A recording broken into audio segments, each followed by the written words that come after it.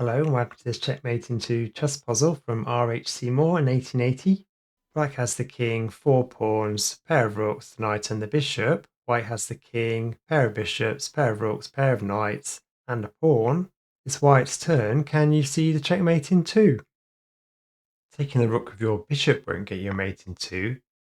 Black can take back the bishop with their knight, and you can take the rook with your rook, but you can't get any checkmate soon after this.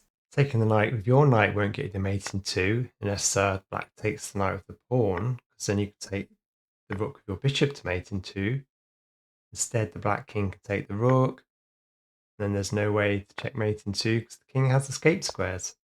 Taking the rook on e5 won't get you a checkmate in two. The black king can escape, and if you try and check the king can move up to h4, and there's no easy way to get a checkmate after this.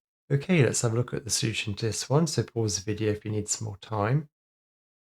One of the ways to get the checkmate in two is to take the rook with your rook. If black moves their knight, you can take the rook with your bishop to get the checkmate in two. If black decides to advance their f-pawn, you can move your knight to e6 to get the mate in two. The other solution is to move your rook to g1. If black moves their knight, you can take the rook with your bishop to get the mate.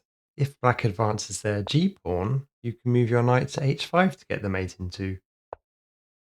If black moves their f-pawn, you can move your rook to g4 to get the checkmate. Okay, that's the end of this video. Please like and subscribe, and I'll see you next time.